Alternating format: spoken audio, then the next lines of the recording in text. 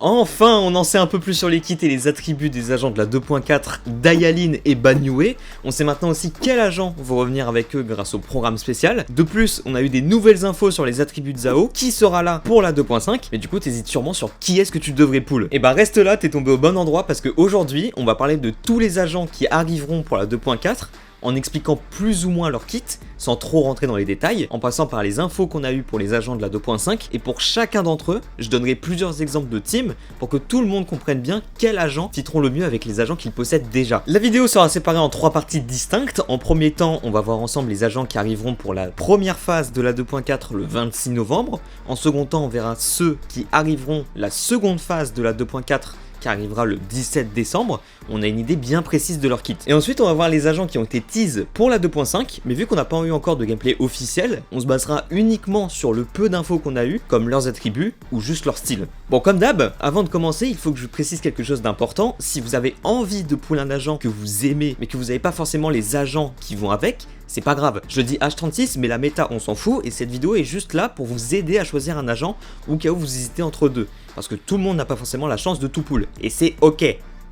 C'est ok. Bon, maintenant que tout est clair, on va commencer de suite avec le premier agent qui sortira pour la première phase de la 2.4 le 26 novembre. Laissez-moi vous présenter Dialine, la secrétaire de Krampus. Dialine sera un agent physique confusion et qui fera partie de l'autorité de conformité Krampus. Elle va avoir la particularité d'offrir énormément d'avantages à nos carries pour les épauler de la meilleure des manières en échange d'une bonne gestion de ressources. En effet, Dialine va avoir une gestion de ressources très importante qu'on va devoir surveiller avec ses avis positifs, qui pourra nous permettre de récupérer des points de réclamation client, qui nous permettra de débloquer l'attaque la plus importante de son kit, du balai. Cette attaque nous permettra de faire rentrer nos agents sur le terrain tout en déclenchant leurs ultimes et les effets qui iront avec, et ça, même si l'adversaire n'est pas stun. Donc voilà, déjà ça, c'est très fort, hein, ça permet de débrider nos carries de fou malade, et s'il y avait que ça dans l'agent, ça irait encore. Mais c'est pas tout. Grâce à ses attaques spéciales X, pierre, papier et ciseaux, Dialine pourra appliquer l'effet plainte malveillante à l'adversaire qui va prolonger son temps d'étourdissement et augmenter son multiplicateur de dégâts d'étourdissement. Mais tout ça, qu'est-ce que ça veut dire? Bon bah déjà, ça veut dire que Kingy et Lighter sont finito, hein, globalement.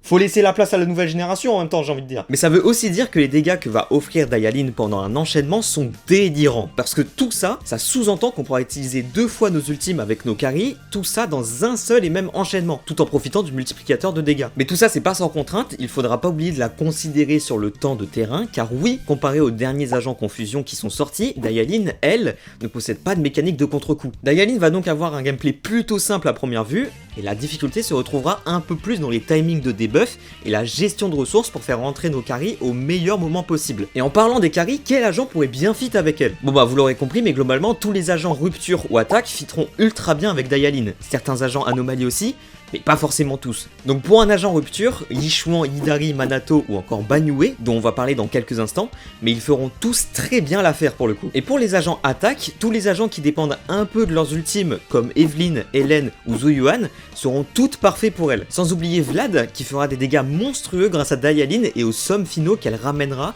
sur son multiplicateur de dégâts. Et pour le troisième agent, je vous conseillerais plus de l'adapter en fonction de votre carry, et de préférence, essayez de choisir un agent qui prend pas trop de place sur le terrain. Par exemple, si vous jouez Dialine avec un agent rupture, dans ce cas, Lucia sera parfaite. Et si vous la jouez avec un agent attaque, peut-être qu'un agent comme Astra sera meilleur. Ok, mais du coup, est-ce que je devrais pull Dialine?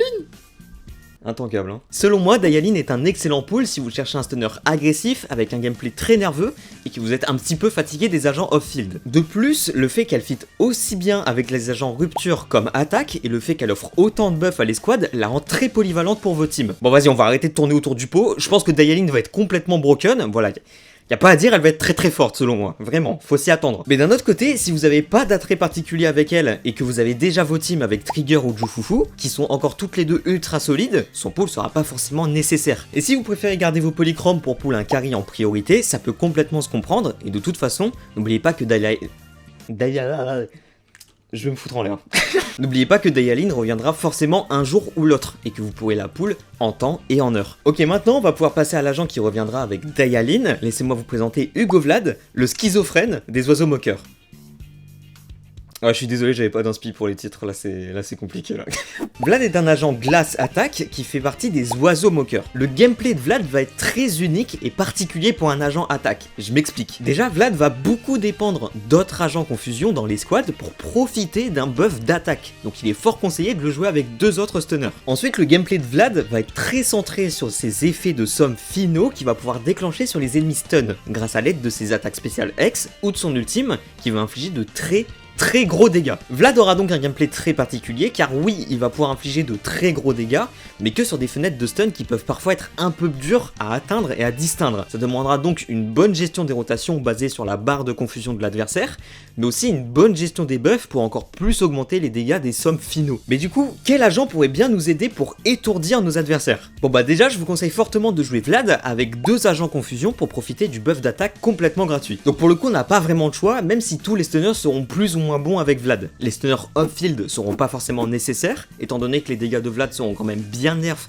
tant que les adversaires sont pas stun. Par contre, les stunners qui donnent des buffs en même temps comme Lighter ou bien Lycon, ça va quand même être un peu plus intéressant. Sans oublier Dialine, qui comme je l'ai expliqué un petit peu avant, va offrir de très gros sommes finaux en ramenant Vlad directement avec son ultime. Mais du coup, est-ce que je devrais pull Vlad? Bah pour le coup, ça va vraiment être qui tout double. Soit vous ferez partie des joueurs qui adorent ce gameplay très unique et particulier, ou vous ferez partie des joueurs qui préféreront un gameplay plus commun. Du coup, je vous conseillerais peut-être d'aller l'essayer avant, pendant les auditions sur scène, et de vous faire votre propre avis. De plus, on va pas se mentir, faut pas oublier aussi que Vlad dépendra de 2 stunners, quand même assez solides. Donc si vous n'avez pas d'attrait particulier pour Vlad, vous pouvez très facilement le skip. Par contre, si vous kiffez son gameplay et ou que vous avez déjà 2 stunners solides, dans ce cas, il y a de fortes chances qu'il vous plaise bien. Bref, maintenant qu'on a fait le tour des agents de la première phase de la 2.4, on va passer aux agents de la deuxième phase, qui arriveront le 17 décembre, et laissez-moi vous présenter Banyue, l'entraîneur des Sims de Yunkui. Banyue sera un agent feu rupture qui fera lui aussi partie de l'autorité de conformité Krampus. Banyue va avoir la particularité de maîtriser plusieurs arts martiaux et de les combiner pour créer des combos dévastateurs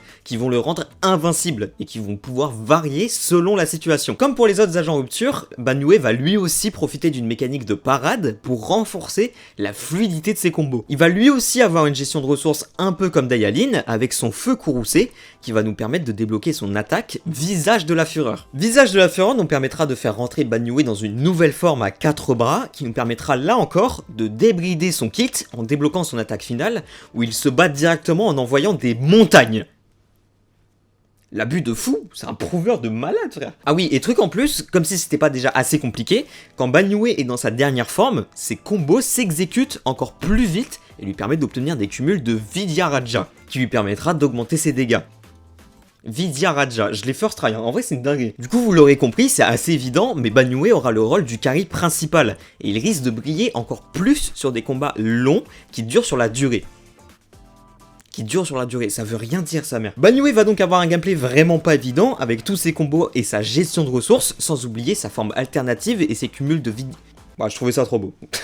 Et ses cumuls de Vidyaraja à gérer. Mais du coup, quel agent pourrait bien fit avec lui? Bon bah comme on a pu le voir, Banyue va prendre énormément de place sur le terrain. Donc on va essayer de sélectionner les meilleurs supports et stunners pour lui offrir un maximum de confort. Pour le support, Lucia sera sûrement le meilleur choix pour lui, avec les buffs d'HP et de force transperçante qu'elle va pouvoir donner. Tout ça en prenant très peu de place sur le terrain, c'est absolument parfait pour nos agents rupture, et Banyue n'échappera pas à la règle. Et pour le troisième agent alors? Bah soit on va prendre un autre agent off-field pour laisser un maximum de place à Banyue, donc Trigger, Jufufu ou encore Astra qui pourront parfaitement faire l'affaire, ou alors on va prendre un support qui pourra quand même apporter certains buffs à Banyue comme Lighter ou Kingy par exemple. Mais selon moi, l'agent qui fitera le mieux avec Banyue sera sûrement Dialine, qui certes va prendre un peu de place sur le terrain, mais sera forcément rentabilisé avec le debuff et le multiplicateur de dégâts qu'elle va apporter sur l'adversaire, sans oublier l'ultime complètement gratuit qu'elle va pouvoir offrir, qui sera vraiment très fort pour Banyue. Mais du coup, est-ce que je devrais pull Banyue? Banyue sera vraiment réservé aux joueurs qui auront pas peur d'apprendre parfaitement son kit et exécuter des combos le plus efficacement possible. Donc si vous cherchez un potentiel remplaçant à Manato dans une équipe, ou que vous cherchez le carry parfait pour Dialine, il y a de fortes chances pour que Banyue soit l'agent rupture qu'il vous faut. D'un autre côté, si vous avez déjà pull vos agents rupture comme Nidari ou Wichuan, et que vous n'avez pas d'attrait particulier pour lui, vous pouvez facilement le skip, et attendre un autre carry qui vous plairait potentiellement un peu plus. Même si je pense que Banyue sera une bonne porte d'entrée pour apprendre des mécaniques un peu plus poussées sur ZZZ, comme le cancel de l'enchaînement, ou la gestion de ressources par exemple. Ok, maintenant on va pouvoir passer à l'agent qui reviendra avec Banyue, qui est le tout premier agent sorti sur ZZZ. Laissez-moi vous présenter Elenjo, le requin hypoglycémique.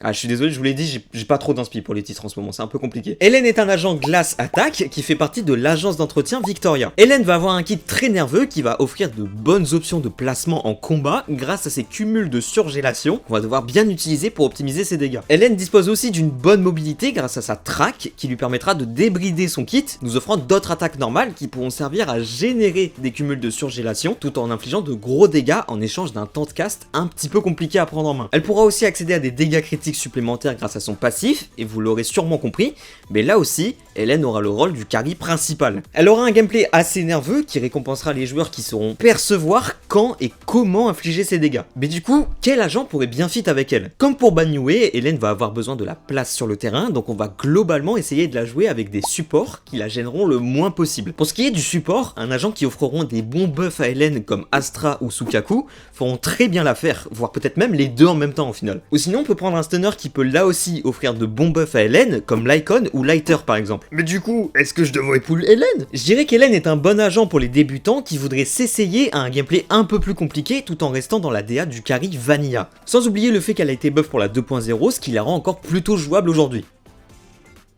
Bon, je vous cache pas que elle va être quand même un petit peu moins forte que les carries qui sont sortis récemment. Bon, quand tu vois que j'ai mis 1h30 à parler de Banyue et que j'ai torché Hélène en 2 minutes...